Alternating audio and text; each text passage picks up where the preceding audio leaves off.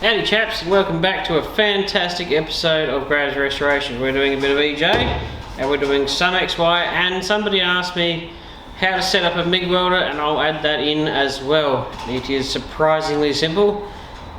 The MIG welder is possibly the easiest welder of all welders to set up. Possibly an arc welder might be slightly easier, but really not difficult at all. I'll run you through that in this episode. And we're going to do this where I'll mask up the tags, and we're going to blast this firewall section on the EJ. We'll turn it around, put down a drop sheet, and we'll sandblast that, and hope to God that the sandblaster doesn't actually blow the hose off it or do something stupid today. It is also really hot. It's like 30 degrees today. People might go, that's not hot, but it's hot considering we've been, well, the last couple of days it was like 17 degrees and you jump straight to 30. It's hot again. So, right, we're going to get straight into it after this fantastic intro.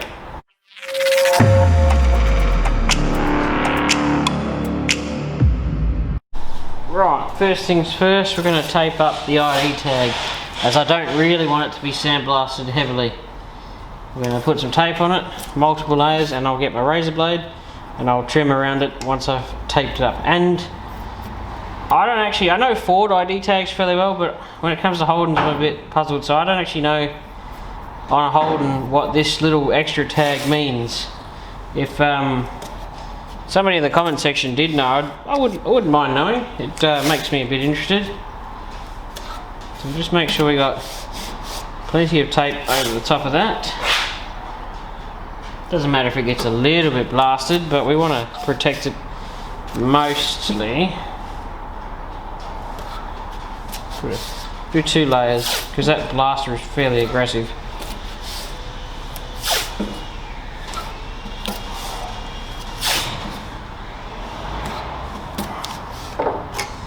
Take a brand new razor blade. Cha!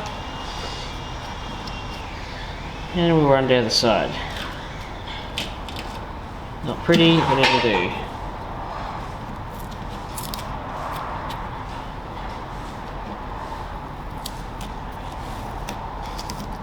Hey! Do the same to this side, wherever it is, there it is. Yeah.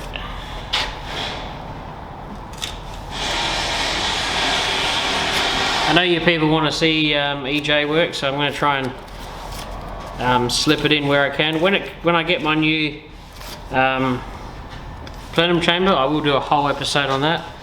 But in the short term with the sandblasting, I'll just slip bits and pieces in, because at least it gets you guys seeing that it's actually progressing, not just sitting in the corner doing nothing.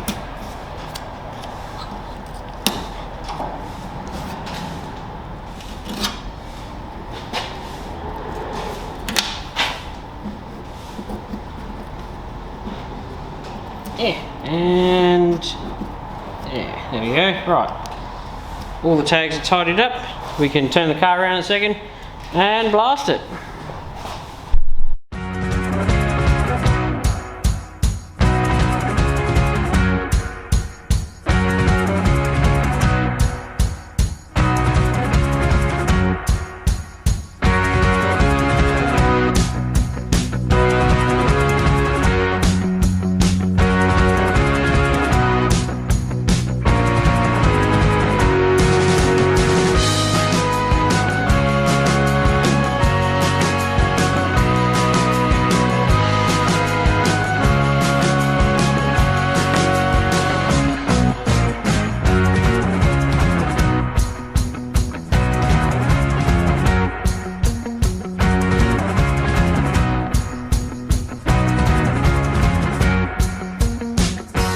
Righty, now you've just seen this being sandblasted. It's come up relatively well. This sandblaster is by far the best at-home one I reckon money can buy.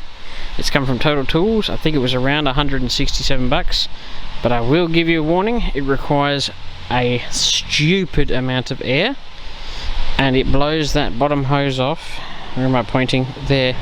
So regularly, it is not funny. It is like it would blow the hose off or pop the hose every single time you use it, and it chews through the sand, but it does give you a fairly good result in a relatively short period of time. Now there's obviously more to go. I'm going to get Dad to do that because I need to do some XY stuff, but I was just giving it a bit of a test and it seems to work fairly well. I am now going to go here briefly, but I'm going to run you through a MIG welder. So I had a couple of people ask how to set them up. It's fairly straightforward. Go get your argon bottle, trying to think of the gas, because they use argon as a shield for the welds. That's why you don't need flux when you use your welding wire. I always recommend going for a gas MIG because the rolls of wire are about 400 times cheaper than the gasless, and you get a much cleaner weld. Straightforward. When you buy one of these, you'll get it with a regulator. You should do anyway. That just screws directly into the bottle. That gauge is how much is in the bottle, and that's how much it's pumping out, and you adjust it by this one. You want to set that to about 17, but I've wound this up to 20 just to give myself a little bit extra shielding. You'd wind it up more if you were in a windy climate. These usually you have to plug in, but it's obviously got an earth that's pretty straightforward. That goes straight in. These, when you feed the wire in, you just flick that back, flick that up normally. You do have to periodically clean in here because they're not, you know, magic machines. So the rolls fit in there. Basically, this one's super duper stupidly simple. It's got an on button. That's how you turn it on. That's my wire feed, and that's my voltage. When setting these up, you would turn them all the way down, start, turn them all the way up, both of them, give it a go, and then you just find your own happy medium on a test piece of steel till you've got it where your blob of weld is sitting on the top, but a third of it is hanging underneath. So you need penetration. A third of your weld height needs to be below. So basically, if you had a flat piece of tin, you had a blob sitting on the top, you go, yeah, that's a good looking weld. If it hasn't gone through and hanging out the other side a little bit, it's not actually that good. So you need to have penetration with your welds. So, and then once you've found a happy medium, texture onto your machine what your happy medium is, so that if anybody ever uses it or bumps it or does anything to your things, you can come back and put them straight back to where they were. That's about how stupidly simple the MIG welders are. They vary. I much prefer a name brand rather than a cheap one. That one, you can still buy that exact welder for sale. I've had that for like 6 years, but that is still for sale for $1,400, and I'm pretty sure I got mine on sale at the time for about $1,000. You want to keep your wire about 10 mil hanging out, so that one thing they don't teach you is the longer that piece of wire is, the less current is actually coming out of it. So you need to keep it fairly short to keep it consistent, and you want to shield your weld, so the further out the wire is, it's not going to work. So keep it short, keep it clean, not like that, because if it gets clogged up with crap, you won't be able to, it just won't shield your weld. You end up with porous welds. So there's that. But yeah, they're pretty straightforward. I'd also recommend reading the manual. The next thing we're going to tackle is I'm going to hack open this a little bit, probably go this side of that little peg. I'll go up, across and down, and then in here. The sucky bit will be there's a ton of brazing weld through here, but the problem is I need to get in and see how big that hole is or how many layers that is. So that's going to be the next thing we tackle today, and Dad's going to keep doing some blasting, and hopefully by the end of the day he will have made some killer progress, and I'll do you a wrap up video of that.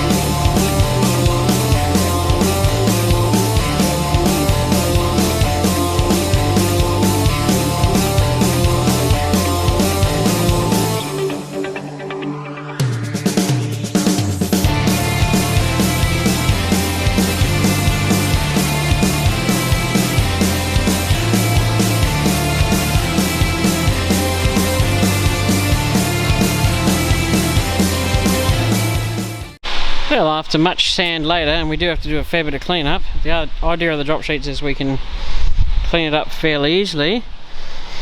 We actually have a fairly clean firewall. I mean, there's areas where the paint was a bit thicker and whatnot, but I wanted, you could see me focusing a couple of areas. I wanted to try and get this pitting out. That's all. This is where the wireframes bolt on, and they usually put seam sealer through here for some reason. I'm not entirely sure why, but anyway, they usually rust out pretty bad. I've seen these with big holes through here, and I wanted to do down the A-pillars, and they've cleaned up fairly well. I don't know what's going on there, but maybe it's something. I know I spilt brake fluid up here, so maybe it's weeping through.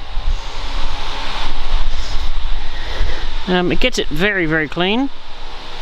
Got some holes here. There's definitely some holes here, but at least you got a clean starting point. I mean, I might go over it again down the track, probably once I repair it, but at least I got all the heavy rust that was around the brake and clutch master cylinders, and there was for some reason tons of heavy rust around there, and once again through here. But as you can see, that sandblaster, it didn't even break today. That's incredible. I guarantee it breaks next time I use it though. That has done quite an acceptable job. Can't really complain of that, can you? Well, now I'm going to throw a bit of etch on it so it doesn't go rusty, but considering what that looked like this morning, that is rather lovely. Yes, yes. I'm going to do a bit more XY in a second, and then wrap the video up there, I reckon. So chaps, I've run the wire wheel over this a little. Just judging by what I'm seeing, I am in my own shadow for a start. It looks like the way the factory has done this, and I'll put that up there, stay. It looks like the steel comes up over this little nook. It's like it's got a V in it. And I'm talking about the roof skin here, because obviously it welds through here. And it sits... It does look like the whole roof skin and gutters. If I had to take a calculated guess, I'd say what I'm seeing is the pillar with a hole in it, and then I reckon I'm seeing a gutter, which looks like it goes up and under with a chunk missing out of it.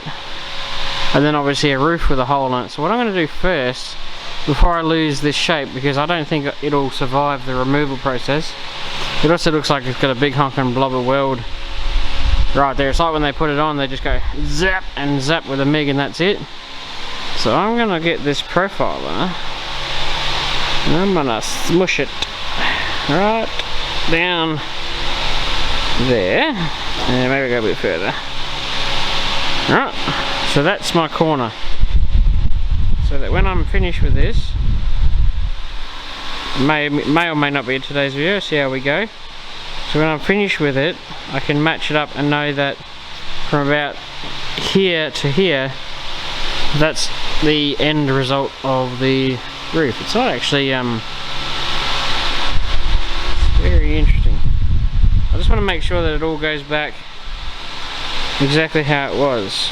Looks like an optical illusion on the camera, but it is actually hard up against it. I don't know if that's going to focus or not, but you get the gist of it. I want to make sure I'm going to put this aside now, so that when I come back to it, I know that I've ended up being the right shape. I will copy off it and copy on the other side, but I just like to be doubly sure. So what I'm going to do now is I'm going to run a belt sander through here and through here, and then run a blade up and around and probably down just on the inside of there, I reckon. Let's see if I can just take that corner off in one piece. So I'll do that now and show you in a second. Right, so we've hacked that open, and as I've suspected, the gutter runs under the roof skin, which is not at all surprising. I've seen that multiple times.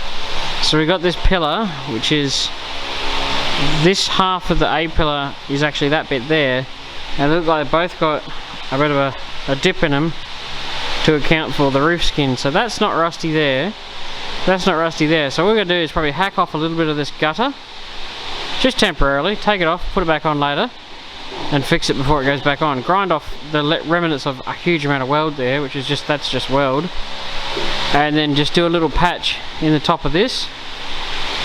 I don't think I need to do it there. I think that side is fine. That side's fine. Just need to do a little patch in the top of the A-pillar here, a little right angle bend that goes down. Cut the gutter off, put that through the sandblaster, put a fresh piece of steel on the end of that, weld that back in, make a piece of roof, drop that in, Bob's your uncle, Fanny's your aunt. Piece of cake. You can see it's actually, it would appear that the roof skin holds the gutter on, or at least in that bit anyway. You'd have to assume that when they did it, the gutter went on there first and then the roof skin dropped in and they welded in there. And I was just thinking about the XY that Pete's going to do, and that had a dirty great big hole underneath there, so he's going to have some pretty major rebuild to do. Oh, and I've got a hole under here actually, scratch that. I do have it is a little bit bigger. I'll cut that gutter off and I'll make a bigger piece than I thought, but yeah, it's fairly straightforward. That's just, well, basically it's two halves. It starts from here and goes to here, and they just sandwich together and it makes you your A-pillar. So yeah, we'll get into that. I'll clean it up a bit more and I'll trim that gutter off and then do another catch-up.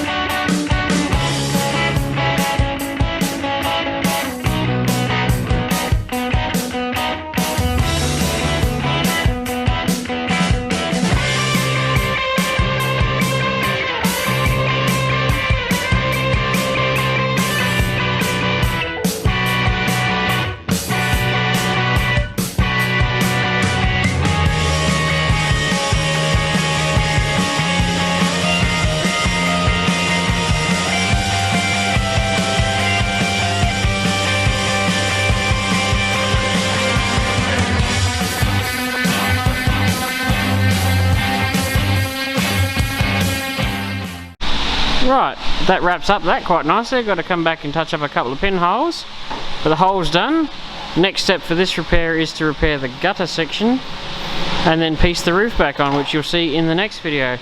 But I hope you've enjoyed today's video. It's been a bit different, a bit of EJ, a bit of XY. Look at that, it is looking smashing. Nothing quite beats a sandblaster, eh? So, we'll leave it there and I'll catch you up on the next one. Thanks for watching.